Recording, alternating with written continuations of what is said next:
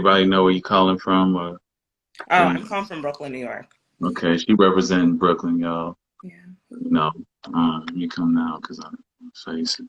You know, represent Brooklyn. You know, tonight. Good to have you on, Lorraine. You know what I'm Oh, saying? thank you for allowing me to be on this platform. It's been a huge help, like an eye opener actually for many situations, including romantic and professional. Absolutely, absolutely. As we spoke, I mean, I see a lot of growth in yourself. You know, you're doing your thing. You overcame a lot of the negativity, and that's kind of like the what we're on tonight about overcoming negative situations with negative people. You know, because a lot of people don't understand with healing, when it comes to healing, how important it is to um, steer clear of these negative type of individuals. Yeah, but sometimes it's like in my case, I think because of the profession I'm in, it attracts people with that personality type, prof- Hmm. like somatic or Hmm. yeah, because I'm in the arts. So Hmm. Right, as we've discussed about being in the type of career you're in, where you come across a lot of these individuals, and you know where we have like now where I think it's everyone's starting to kind of drag it out a little further, more than what it's supposed to be when it comes to narcissism. mhm. You have people professing and saying everyone's a narcissist and stuff like that, which is, it gets to be a point where it's just toxic. You know what I'm saying? Yeah. It's not even, it's not even healthy at a certain point. It's just toxic because, as we know, um, most of the time, the people who have dealt with narcissists, they have close encounters with them. You either worked with them very close, you know Yes. what I mean, and you got to see firsthand how Yes. stuff was. Usually, when it's at a distance or something like that, you can't just, it's not like, oh, if that's the case, doctors who study this stuff go to school for 8 years and stuff, they're not even picking it up that much. And then you have layman's people who's just saying, oh, this is a narcissist, that's a narcissist, that's a narcissist. Man, it's like, knock it off, stop it. I mean, Stop. sometimes some of those doctors are actually narcissistic. Yeah, So it's like that's they're true too. getting adulation from, they have like sadistic quality. Hmm. They're just like getting fuel from your pain. Hmm. And And, oh, I'm one sorry. of the things I always said that the behaviors is going to tell, Mhm. right? Yeah. And the biggest things we look at, toxic negativity, you know, so forth and so on like that. When you look at, um, typically people who are narcissists are always involved in drama and other people's issues and situations. People who are more on the baseline of being normal mainly focus on themselves, building themselves and stuff like that. But narcissists have a way of drawing people in, making them seem like they're there, for their benefit, their cause, and they try to really stress and push that, and it can throw people off. Well, what I could say that is true, but what I could say in my case recently is that this person is well connected Hmm. in the political sphere, and Hmm. it's almost like they're kind of deified by society. And it's just like when you get in close encounters, it's like, oh my God, like I can't even phantom that someone could even think like that. I can't, it's like I can't even put it into words. Like it's so illogical that you can't even formulate, like you can't even explain it to someone because you just sound crazy. It's just like pieces of things, you know Hmm. what I mean? Like it's just inconsistent because when you explain it to someone, it just sounds like comical or absurd. Or is this when you're talking about a toddler? Just the like it's crazy. I'm just like, if people had any idea of the Well, how. they have a way of really convincing those that are around them, including their flying monkeys, that you're the issue, that Yeah. you're a problem, and they do this, very systematically, by trying to make them feel as though, um, if they're not, you know, on their side, that something's going to happen. And that's a clear indicator too. You know, when they do stuff like that, you know, if they're trying to make people feel as though if you're not on my side, then, you know, you're going to be gotten or exposed or got by this person because I'm trying to help you with this and so forth and so on, which are clear indicators. And I'm shocked that a lot of people, when they deal with this, they can't read into it and pick up on it. I think it depends on the relationship, right? So I think when it comes to like an intimate relationship, um, I think we kind of have more blinders on. But when it comes to a professional relationship, I think you're more keen. Mm-hmm. In both scenarios, I think it was because that I mean, to be realistic, most people who deal with narcissists were groomed somehow, right? Either Mm-hmm. through childhood, culture. I'm Jamaican, and our culture, I don't care about any, our culture is toxic. Like, most of the music that we listen to is extremely sexualized, downgrades women. Even there's like a song, I forgot by who, I think it's My Coasting, ex was talks Jamaican. about like beating up his girlfriend, like if Mm-hmm. his side piece if she calls. And I'm like, you think this is normal? Like, and it's kind of those things where I actually thought it was normalized, like for men to like act a certain way.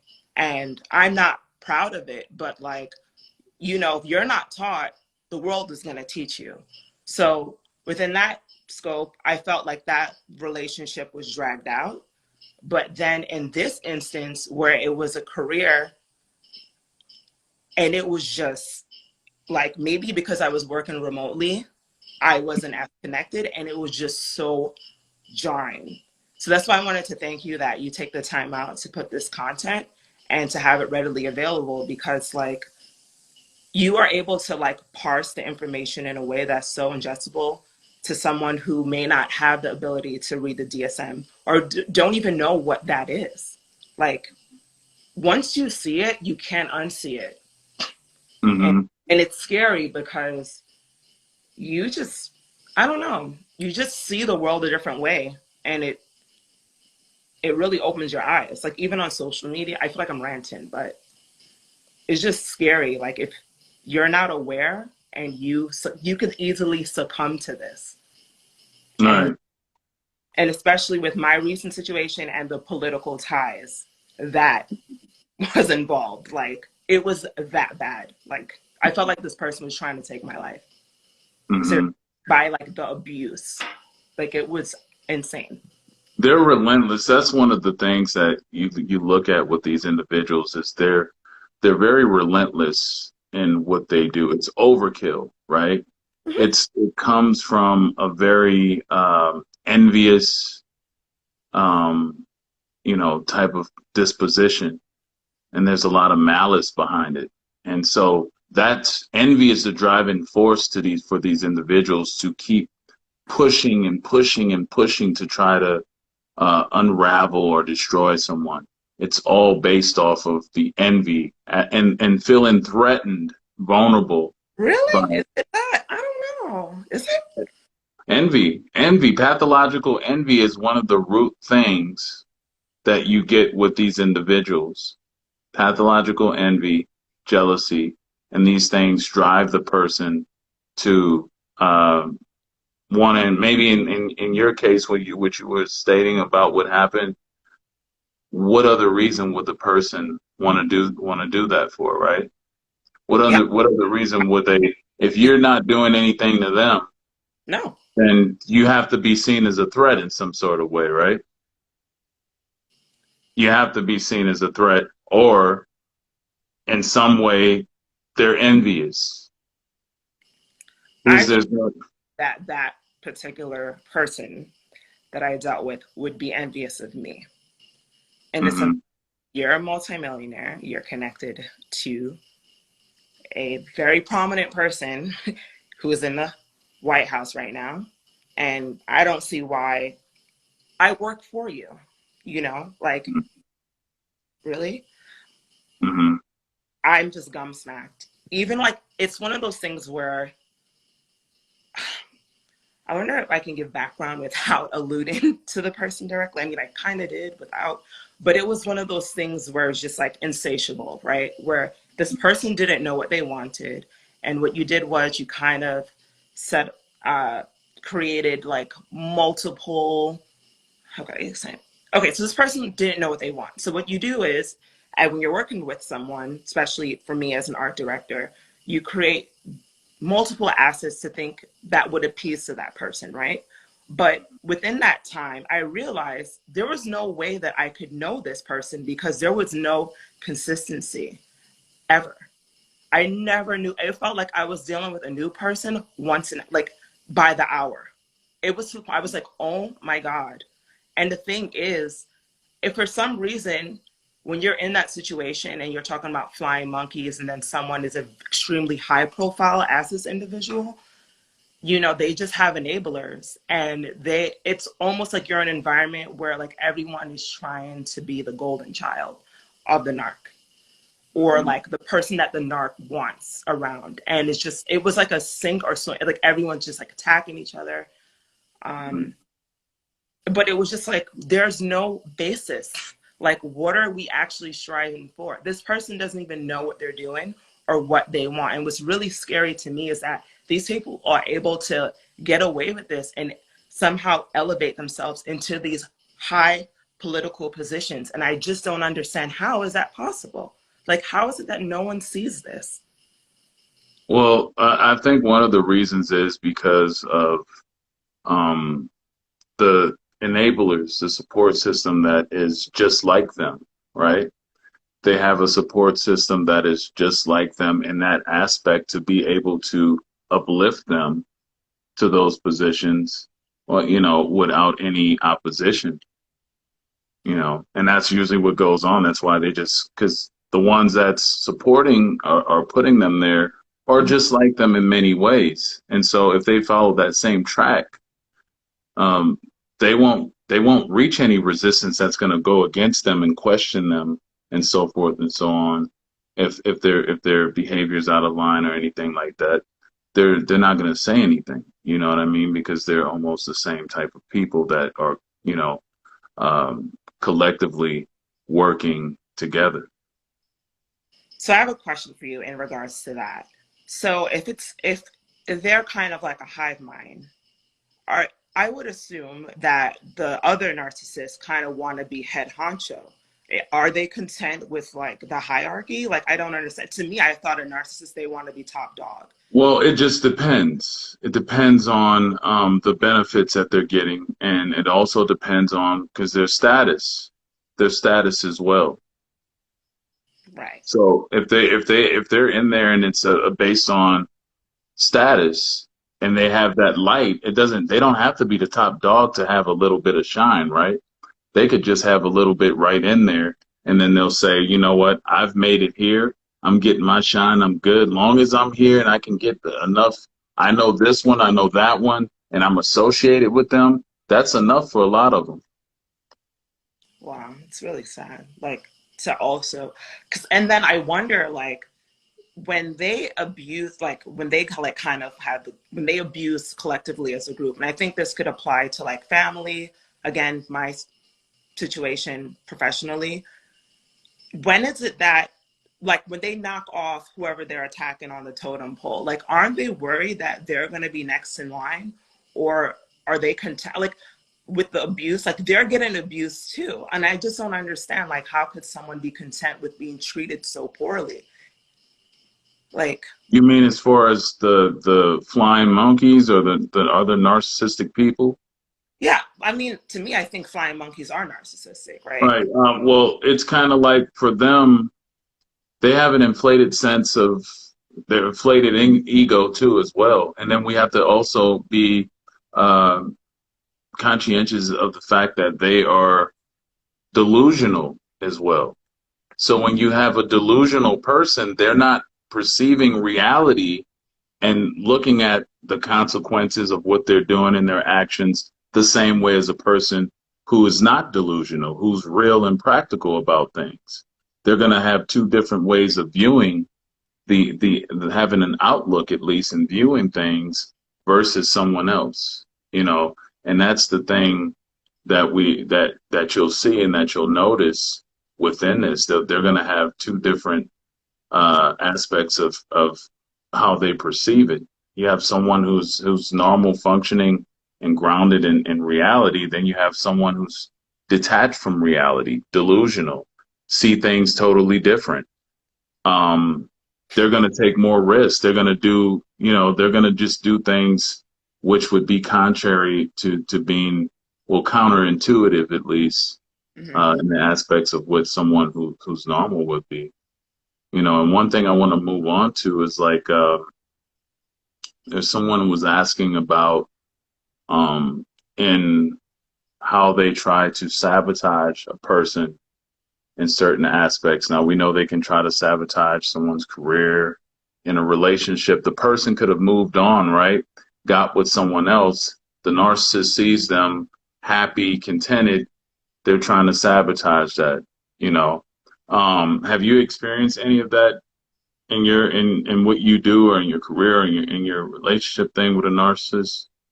The narcissist, you mean like career, or I can give you examples from both? Yeah, you can do both. I would say the example before, thankfully, that I was able to have access to your content before, so I like checkmated them, where I like kind of boxed them in, where I had law involved, and I contacted the military, and I made sure I garnered enough evidence, and I kind of was a sacrificial lamb, to be fair. I tolerated things way longer than I should have, but I wanted to make sure that I had enough information that if they tried, it's their ass. Excuse my language. So in that case, I was lucky. But if I did not have the information, I think they would have tried to like hoover and do the typical, reaching out. I did have an indirect hoover. I got a package sent, like a ghost package. And I was just like, whatever, I just threw it out. But yeah, but I guess that was a hoover. But it was really bad. Like if this person contacts me, they're going to prison for a long time. That's how bad it is. You see sometimes when, and I mentioned this in one of my videos today, about how frequently, oftentimes, when you do move on from them and they see that you're content, especially if someone else is involved with you that's assisting you in any way, or you're in a relationship afterwards, they will try to sabotage it, because for them that's a loss. They've just taken a loss. Someone has stepped into the place where they were, right? And that, for narcissists, is something that they cannot deal with, because they have to be number one. They have to wipe out all of the competition so that they can be number one. And to see you in a position where you've moved on and became happy, or you're more successful somewhere else, it's not something that they can deal with relatively easy. They have to be able to get that position back, because that's a major narcissistic injury to them. Yeah. That they can't have any control over. Well, I can give an example of that for my professional. So with the information you provided, and just to be clear, there are a bunch of coaches, and your information is very accurate because I love psychology. And I just wanted to put it out there for anyone who perhaps may have looked at other channels or so forth and so on. This is real deal content here. There are other channels out there that give inaccurate information and could leave your ass in the battlefield, to be fair. So I just wanted to clarify that. But going further, in my case, I already saw, because these people are textbook, whether it's romantic, professional, they all have the same, they work in cycles. And like when you actually could actually understand what you're dealing with, you could preemptively strike. So in my case, I saw the behavior. I'm like, okay, I try to get out of this situation. I was love bombed back to come back to work for this particular person. And then I was pulverized. 20-hour work days. I was literally messaged on Christmas to do work, on Thanksgiving, non-stop messages, requests, just things that would just trying to get under my skin. And with the information that you provided, I learned, don't let it get under your skin. Like, it doesn't matter if these people are trying to like work you up, try your best to like show no emotion.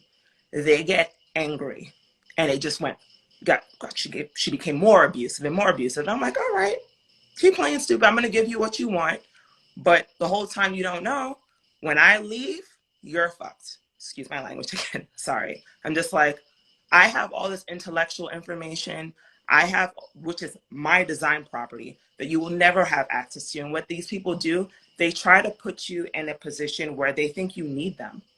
You don't need them. The reason why they even deal with you, because they benefit from you.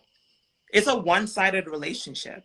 And when I look back at it, all I could say is that I was affiliated with this person. And to be quite frank, I would never even want to say that I was, because like, they're not a great person anyway. But it's pretty one-sided.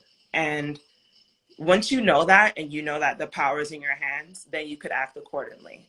And like I said, if I didn't have access to your information, I wouldn't have been able to like politely bow out and like go into contact. I was hoovered several times after the fact.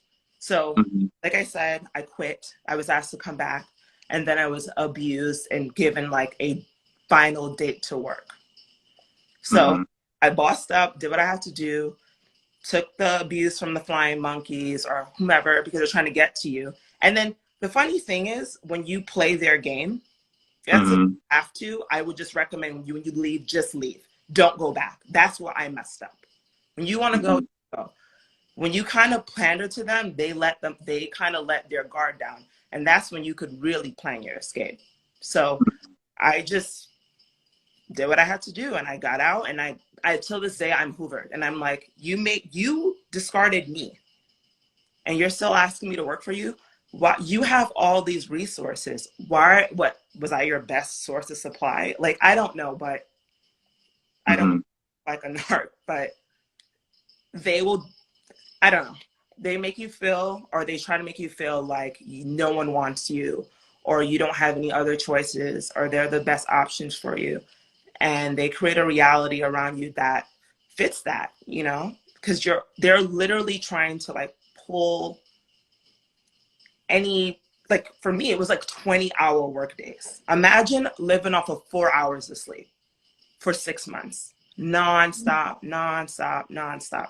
Like I was literally going crazy. So. And you know what? And the one thing you said is abuse. That's a primary thing, and abuse can show itself in many different ways. Doesn't have to be physical, because a lot of abuse type tactics come from bullying. You know, people trying to bully you into doing what they want you to do, intimidation, or invalidating you, constantly invalidating you. That's another form of abuse, where you should be getting the credit that you get, but they're always downplaying you, knowing that you're doing, you're really doing a lot of things that should be commended. They're deliberately trying to downplay you or make you seem defective. That's another form of abuse that people don't realize, that people don't understand and look at. If someone is doing that to you, that's abuse.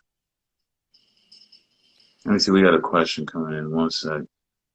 Since the term narcissist is so frequently used, how do you know for certain?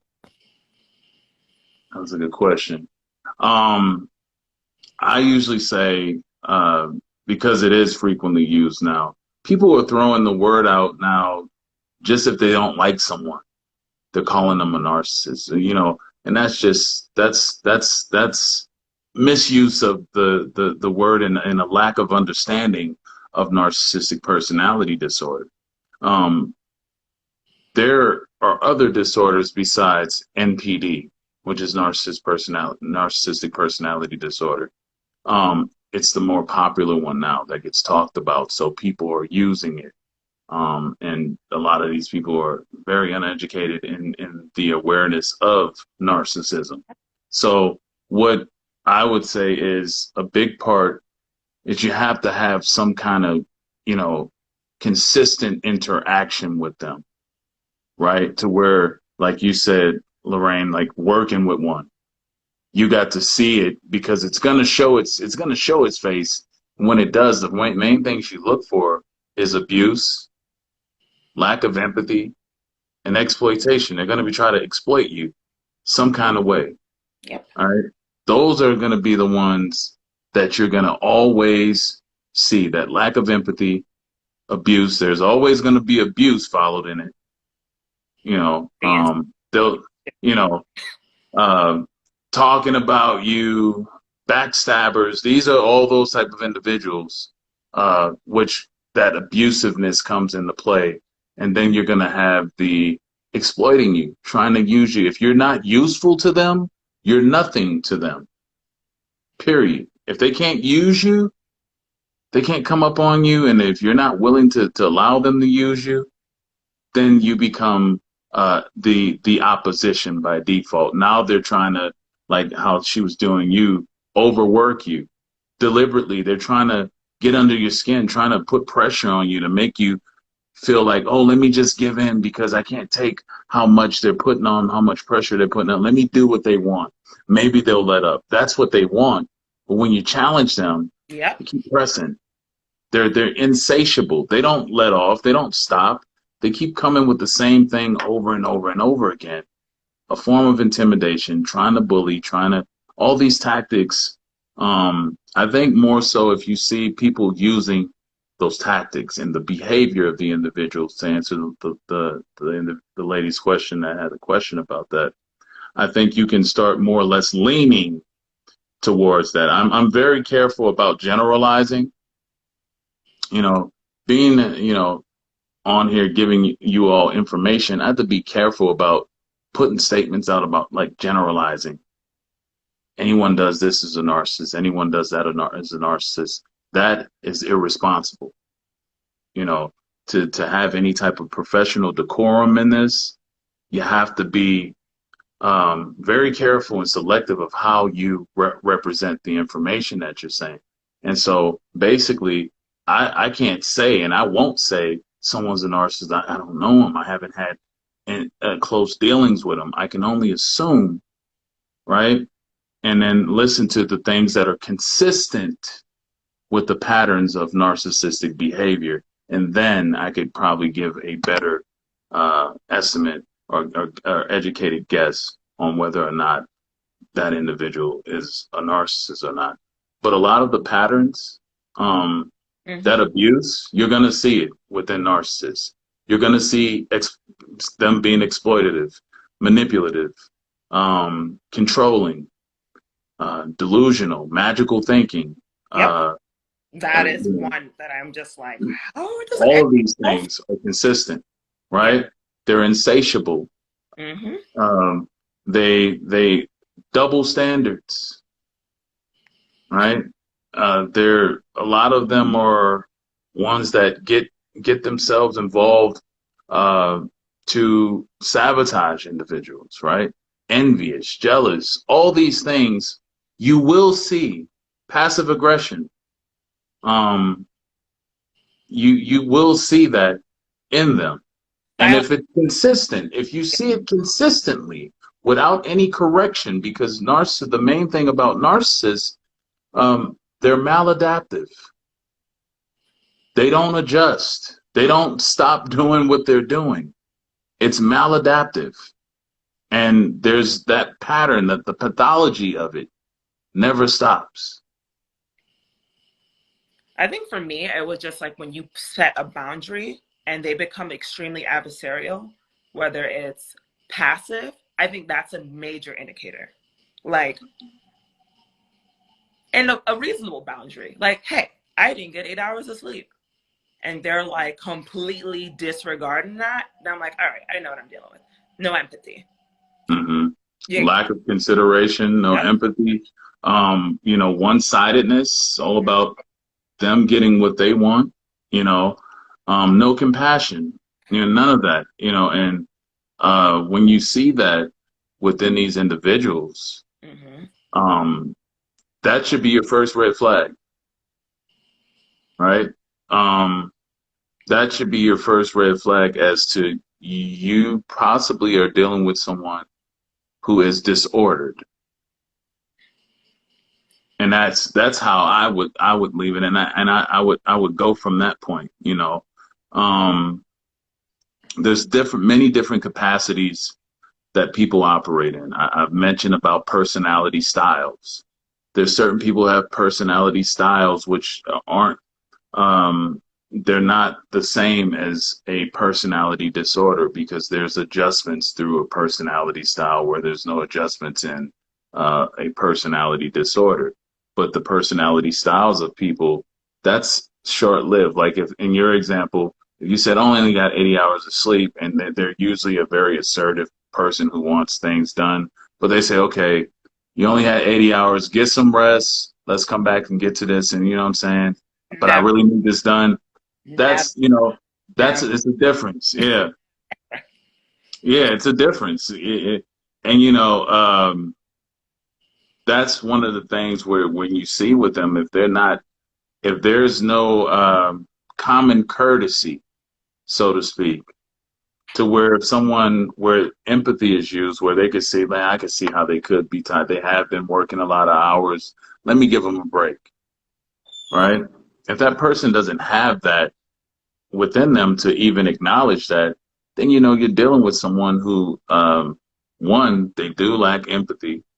They're inconsiderate, and there's probably a lieu of other things behind that is not going to be very well accepted by you if you're dealing with them.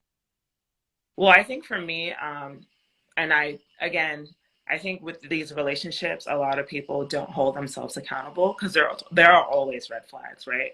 I think for me, I had sort of like I think I was also taken by their background. Like, wow, this is like the pinnacle of my career. Wow, I'm working for this person and they have so much pull. And not even that, like, I align on their agenda. But the really scary part about it, that was quite untrue. It was all a mask, smoke and mirrors.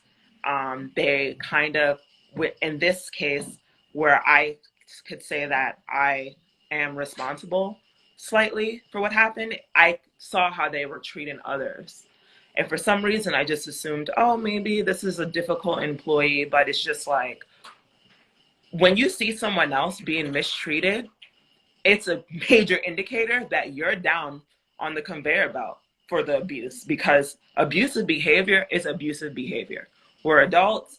If someone crosses a line, especially if you're a CEO of a company or even in a relationship, end the relationship if you feel disrespected. But in this case, I don't know, it kind of just went over my head. And And there's an old saying, you want to know the true character of a person, give them power and see how they act in that position, right? It's like when people get, when they start to get, certain recognition or something come up, are they changing? Are they being, before when they were humble and stuff like that, now they're uh, abrasive, and their behavior is sometimes, a lot of times, egregious, mhm. um, that's that's one of the things you can see is when people are shifted to another level of something. How are they behaving? How are they treating other people? Right? They were humble before and now they're no longer humble. That's that's an indication of that power shift. When they have power, they abuse it. They abuse people with the power that they have. The saying absolute power corrupts absolutely. And so when these individuals get that type of position of power, they start to misuse and mishandle it because now it's like, oh, they feel they have free range to do that because of their position. Yeah, and what's the scary part is that I feel that people who have that disorder kind of really capitalize off of vulnerabilities. Um, and again, as I mentioned, this is in the political sphere, and you know they were for like the Black community and like and these things, and I was just like, wow, and it wasn't that. Did not care. It was just like, this is a vulnerable community. I'm gonna capitalize off of them, and it was just insane. Like, yeah. You know, and that's one of the things, like I said, when we look at this as a whole and we examine it in that way, we can see that um if if you find yourself being exploited or used by someone, right? It's different capacities, right? It's different if, you know, someone is actually giving just as much, as they're demanding. But in these situations, these individuals aren't doing that. Never. It's never that. And I just want, I'm like, how do they know how to pick their victims? Like, I want to know, like, what's like the test? Like, when do they know, okay, I got this one, because it just happens so fast. Right. When somebody has a question, they said, how can we take back that power dynamic of them having that position and power over you? I could say in my case is that make sure you do your homework and you trust your gut. And if you feel something's off, plan accordingly and escape. And if you're dealing with a high profile narc, in my case, I made sure that they did something where I garnered enough evidence where it's just like, try me, go ahead. I'll fight back if I have to, but I really don't want to go to that extent. But make sure that you have enough on them. I know it doesn't sound healthy, like what I'm trying to say, but it's literally like, I don't like, right? I'm even shivering talking about this right now. That's how much it affected me. Like, it felt like I was at war. I don't even know. It was just like constant like nervousness, like no peace or any, I don't know. Sorry, I'm like ranting back to my emotions, but You good? because it like affected me that much. But sometimes you have to play dirty. You gotta I play. think I think you do have to show some strength at times, depending on the type of narcissist you're dealing with. You have to show that you will stand up and defend yourself, Yeah, right? Because they're going to keep coming and coming and coming and pushing and pushing and pushing. It's up to you to defend your boundaries. It's up to you to say, that this is enough. I'm not doing this anymore. I'm not going to allow you to keep, abusing, to keep, trashing me, doing all this stuff. I'm not going to allow you to do that. Narcissists respect power. They don't respect when if you're just trying to take the high moral ground with a lot of them, they're gonna keep running right over you. that's what happened to me. That's what happened to me. It's just like I am doing what you want. Why are you still trying to like push me down? So you gotta box them in. A Sometimes lot of them get off on hurting people and messing people up and doing that. They get off on that. They get pleasure out of that, right? The narcissists are sadistic individuals. They get pleasure out of causing someone agony, causing someone distress. They get off on that. So you have to understand that you're dealing with someone who takes pleasure in your pain, right? And if that's the case, you can't just sit back and just, keep crying and whining. You have to take a position of defense and defend yourself and push back to let them know you're not going to be able to keep doing this. I'm not going to sit back and just have you running all over me. and Like, some I will take a stand. oh sorry, I didn't mean to cut you off. No, go ahead. I that could be simply just disappearing. Like, Hmm. okay, I warned you, you don't want to abide by this, and you harmed me. I made it clear what you've done, and you did it again. I'm out.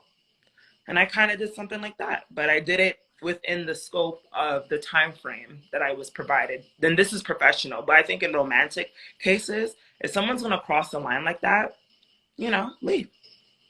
That's how you take your power. Absolutely. You know, because it's one thing.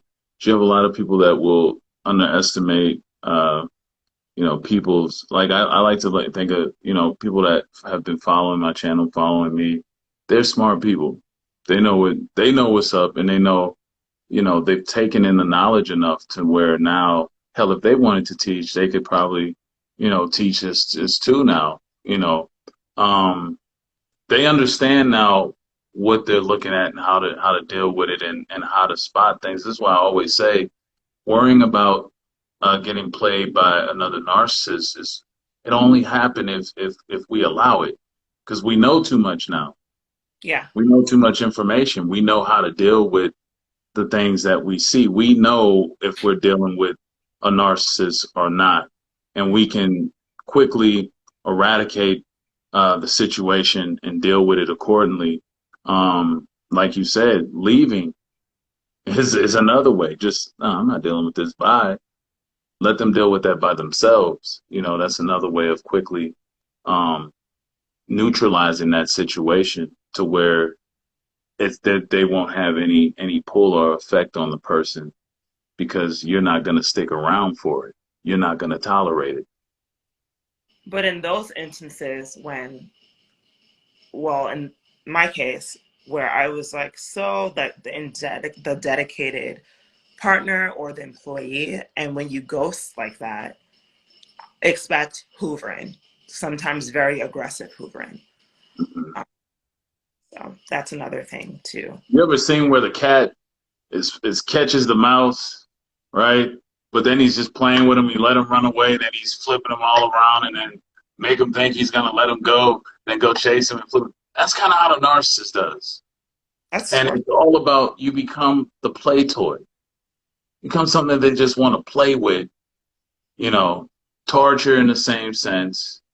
You know, it's all sadistic. It's just a big game to them. And that's why I say it's so important that when we do, because the no contact, I made a video today on my YouTube channel about it, speaking on when we have exes. Like, some of these, when you meet someone, they have these exes. It doesn't necessarily have to be a narcissist, but there's some people with a lot of abandonment anxiety. They don't know how to let go. They don't want to let go. They don't want to let you move on.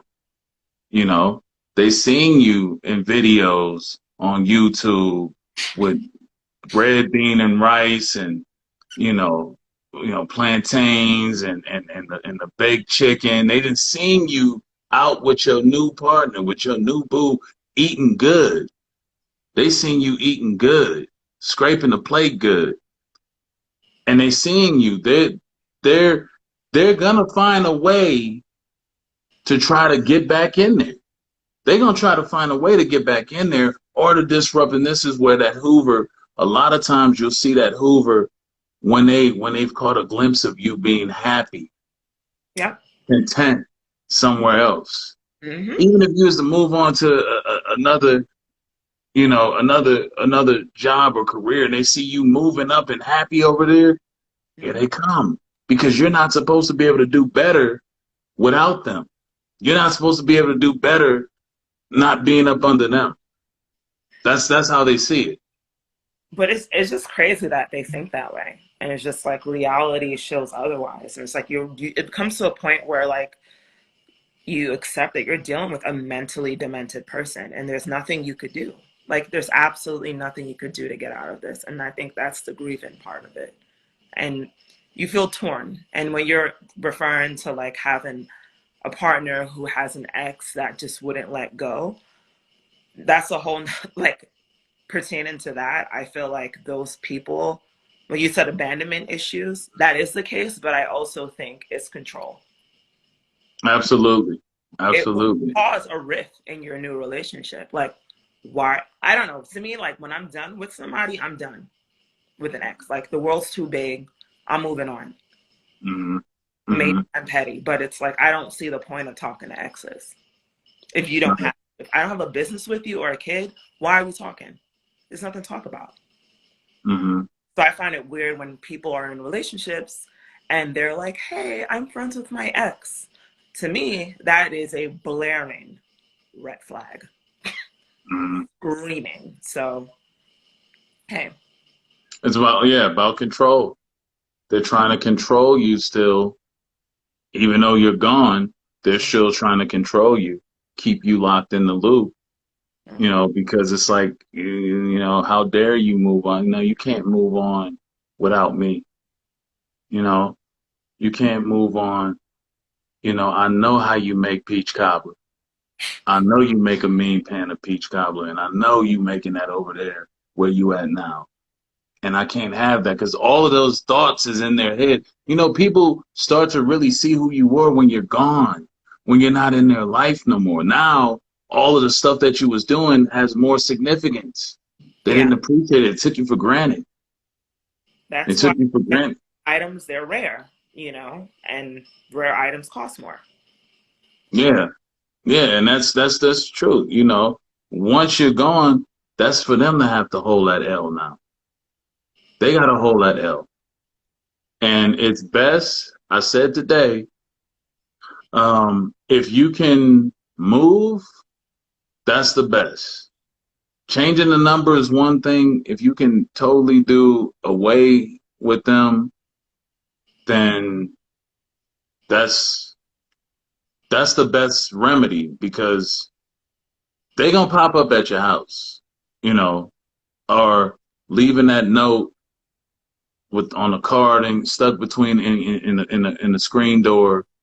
They're going to find a way to reach out. And yes, you're right. It will start causing problems in the new thing that you have established. Yeah. Because they're supposed to be done and gone, but yet they're still around, and now the other person that you're with is seeing this. That's like, and that's what they want. They want to be seen. They want to be a factor, still in your life so they can run whoever else is around. Yeah, and sometimes they don't even want you. It's just for the mere adulation of tearing your life apart. And it's really weird because I do think, despite their profile, no matter how much money they have or connections, when you discard them, because in their narrative, they're supposed to you're beneath them, right? So when you take that power back and you cut someone off, or they're trying, or an ex is trying to latch on while you're in a relationship, I think the important thing is to understand you're dealing with a mentally disordered person. And unless you have disordered thinking, which I hope you don't, that you won't know how to deal with this person in a way that may protect you. So the best thing you can do is just make sure you're safe, as you mentioned, to move or to change your phone number. Or in some cases, with my ex, who was a narcissist, I found out the most horrible things that one could find out about a person, including them doing info tracker. So I assume that they were probably looking up their ex's information. So that's another thing to consider, maybe, to protect your info. There's software or third party. I guess I'm trying to find a word, but there's resources out there where you could protect your ID, or if someone's looking you up, you'll get a notification. I would recommend that if you get out of a relationship with a narcissist. Absolutely, because So, they do stalk.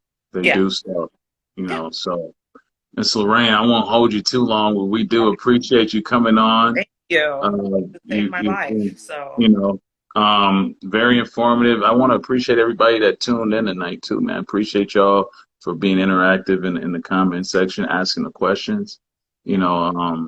Again, Miss Lorraine, thank you for blessing us with your presence tonight and thank your you. story, part of your story. And till next time, everybody, y'all have a good one. It's been real. Stay safe out there. Stay warm. These snowstorms is coming by, Yeah. so make sure you got your hot cocoa and and your teas and all of that stuff. You know what Yeah. I'm saying? Because it do get cold. So, Yeah. Brooklyn's supposed to snow 10 inches. So we'll see. oh man, see, I like the summer. That's why I like the summer. But anyway, y'all, be safe out there. Be And good. Blessings to everybody. Have a good one.